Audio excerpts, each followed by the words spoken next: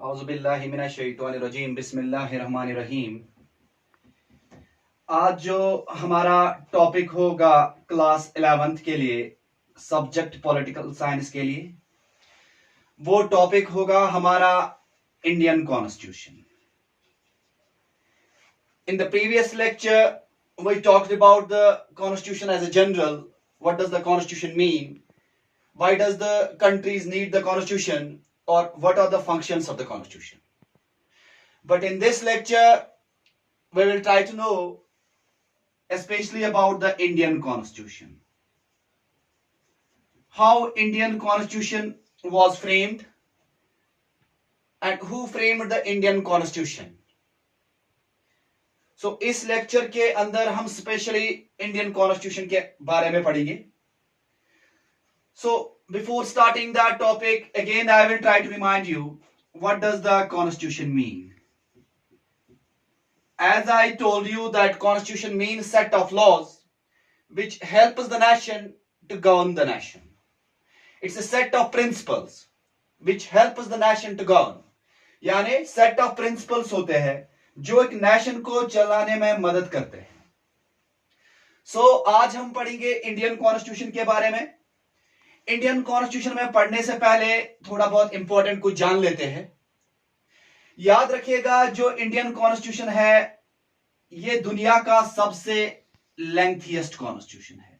Lengthiest constitution दुनिया का अगर कहीं पे डिटेल्ड डॉक्यूमेंट ऑफ कॉन्स्टिट्यूशन है वो इंडिया के अंदर है.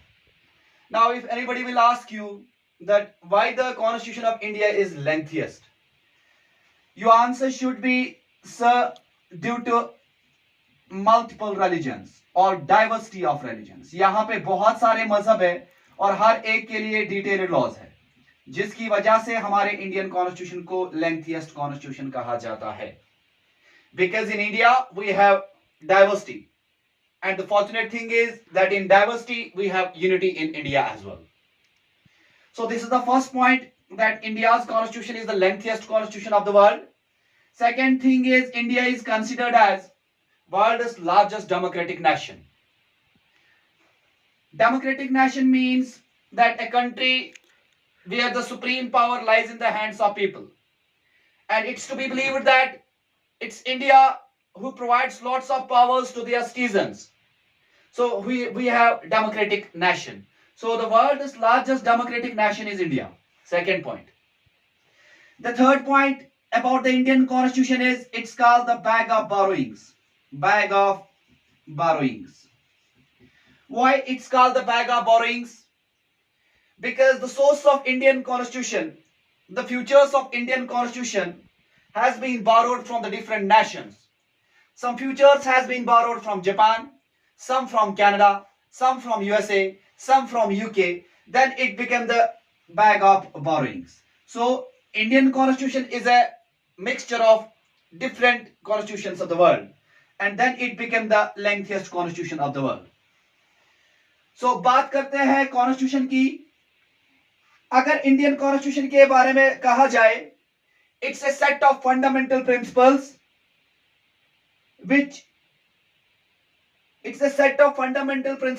which helps the nation to govern the nation. So याद रखिएगा कि ये जो इंडियन कॉन्स्टिट्यूशन है, इसका आइडिया सबसे पहले एम.एन. रॉय ने दिया था. M.N.. Roy was the person who gave the idea regarding the construction of Indian constitution, कि इंडियन कॉन्स्टिट्यूशन होना चाहिए. 1600 एडी के अंदर जब ब्रिटिशर्स यहां पे आ जाते हैं, 1947 तक वो डिसाइड करते हैं now they will leave the India. Finally 1947 they left the India. But उनको पावर जो ट्रांसफर करना था, उनके हाथ में जो पावर एंड अथॉरिटी थी, that needs to be transferred to the Indian government और to the Indian people. And for that thing what the British government at that time do, उन्होंने एक प्लान बनाया. That plan is known as cabinet mission Plan. That plan is known as cabinet mission plan. याद रखिएगा, फिर से बता रहा हूं कि ब्रिटिश ने कैबिनेट मिशन प्लान बनाया 16 मई 1946. इसमें उन्होंने कहा कि now British will provide the और transfer the power to the Indian government. So और साथ में इन्होंने ब्रिटिश ने कैबिनेट मिशन प्लान के अंदर कहा, now India is free to adopt its constituent assembly for framing the constitution of India. So कहने का मतलब यह है कि जो ब्रिटिशर्स थे, जो ईस्ट इंडिया कंपनी थी, उन्होंने एक प्लान बनाया, कैबिनेट मिशन प्लान 16 मई 1946। उसके अंदर उन्होंने ये कहा कि अब हम इंडिया को पावर ट्रांसफर कर रहे हैं, और साथ में उन्होंने ये भी कहा कि now the India is authorised to constitute a constituent assembly for framing the constitution of India. So constituent assembly का कॉन्सेप्ट कैबिनेट मिशन प्लान के अंदर आया था। Now the India is authorised to make the constituent assembly. उसके बाद जब यहां पे कॉन्स्टिट्यूएंट असेंबली बन जाएगी, इंडिया के अंदर एक कॉन्स्टिट्यूएंट असेंबली बन जाएगी, और वो कॉन्स्टिट्यूएंट असेंबली जो होगी वो कोशिश करेंगे, वो करेंगे काम हिंदुस्तान का कॉन्स्टिट्यूशन बनाने के लिए। They took the pledge and finally they are taken the pledge to frame the constitution of India. So जब भी किसी कंट्री का कॉन्स्टिट्यूशन बनाना होता है, कॉन्स्टिट्यूशन बनाने से पहले वहां पे एक कॉन्स्टिट्यूएंट असेंबली बन जाती है। फ्रेश एग्जांपल इज नेपाल का कॉन्स्टिट्यूशन तकरीबन 5 बार अमेंड हो चुका है। 2015 के अंदर उन्होंने अपना एक नया कॉन्स्टिट्यूशन बनाया और वहां पे एक कॉन्स्टिट्यूएंट असेंबली बनी। किसी भी कंट्री को अगर कॉन्स्टिट्यूशन बनाना होता है, कॉन्स्टिट्यूशन बनाने के लिए सबसे पहले उनको बनाना होता है कॉन्स्टिट्यूएंट असेंबली। इसके बाद इस कॉन्स्टिट्यूशन के अंदर जब इंडिया कॉन्स्टिट्यूशन बनाएगा, इसके अंदर तमाम पावर एंड अथॉरिटी रखी जाएगी कि गवर्नमेंट में किस ऑर्गन के पास कौन सा पावर है।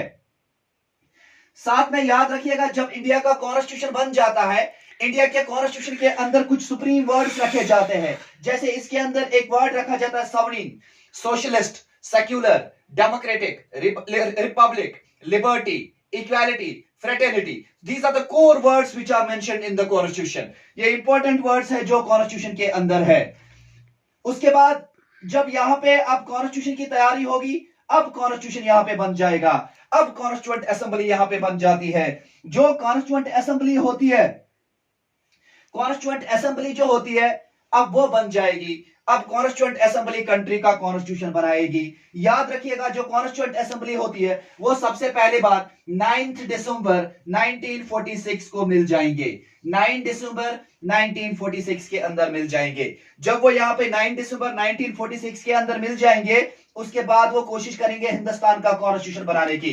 उसके बाद वो प्लेज ले लेते हैं और फाइनली कॉन्स्टिट्यूशन को बना ही देते हैं। और हिंदुस्तान के कॉन्स्टिट्यूशन को बनाने में तकरीबन 64 लाख रुपीस लग जाते हैं और बहुत ज्यादा टाइम लग जाता है। तकरीबन इस कॉन्स्टिट्यूशन को बनाने में 2 साल 2 years 11 months and 18 days लग जाते हैं।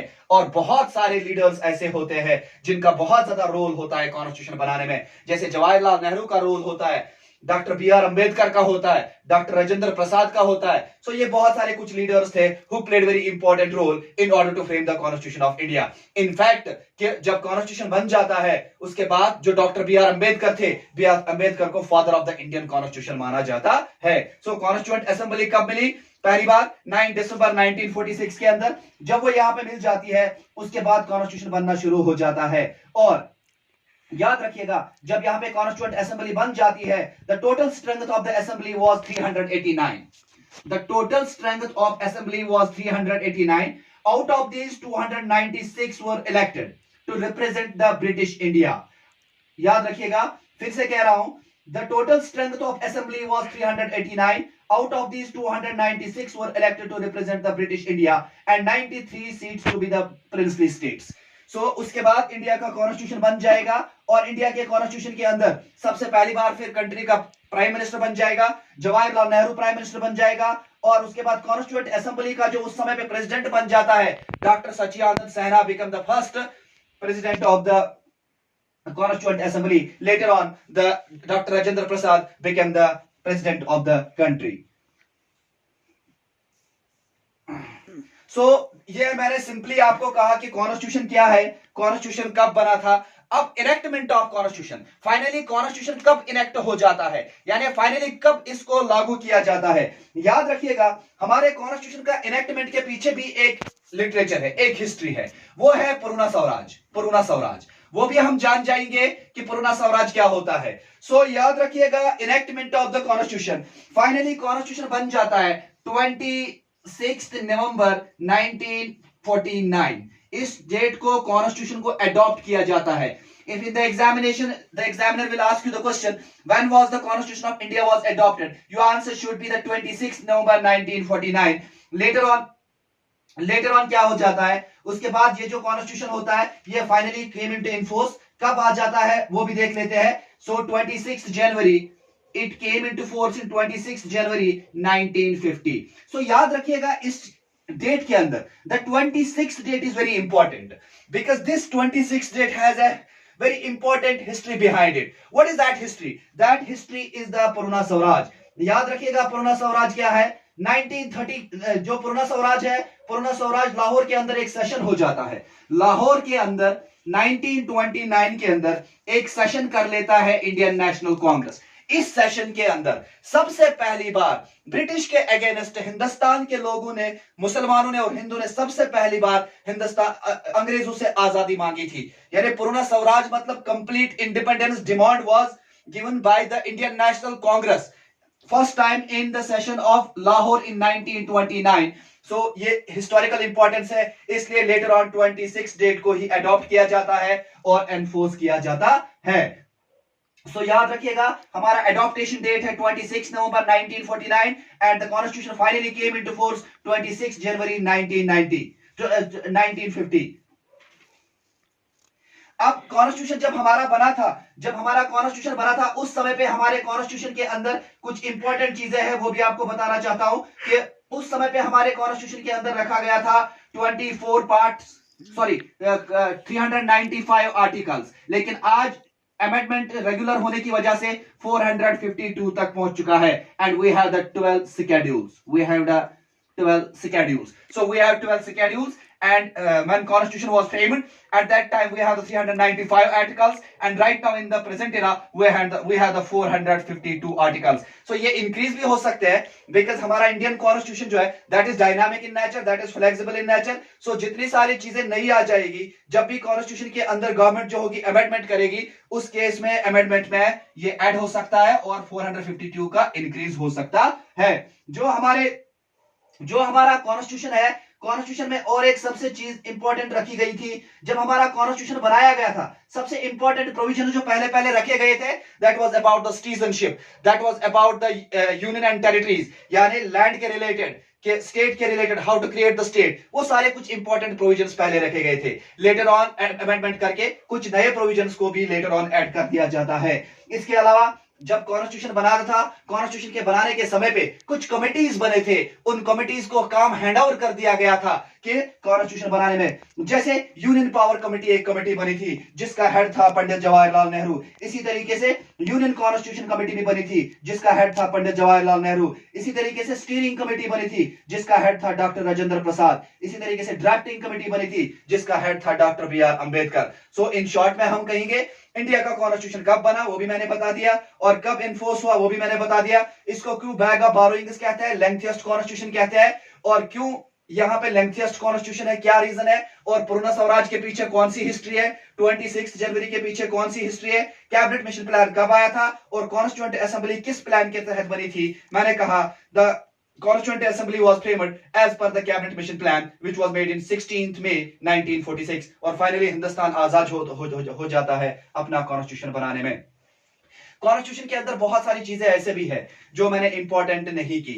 मैं कोशिश करता हूं कि वही चीज आप तक पहुंचा सकूं जो आपके एग्जामिनेशन पॉइंट ऑफ व्यू के लिए बहुत ज्यादा जरूरी है. अगर कोई भी बच्चा, कोई भी वेल विशर कॉन्स्टिट्यूशन का लेक्चर देख रहा, अगर उसका कोई क्वेश्चन है वो मुझे पर्सनली कांटेक्ट कर सकता है. पर्सनली कांटेक्ट करने के लिए मेरा नंबर है 9596307080, या तो मुझे डायरेक्टली जो मेरा YouTube चैनल है वहां पे मेल है, मेल पे वो मुझे मेल कर सकता है, कमेंट लिख सकता है. मैं कोशिश करूंगा उनको आंसर देने की. इस टॉपिक को कंक्लूड करने से पहले I am requesting you all my well wishers, do not forget to subscribe my channel. The name of my channel is Oceans, origin of creative energies and neuroscience, started by the Dar Shaukat. Do not forget to press on the bell icon. Thank you so much.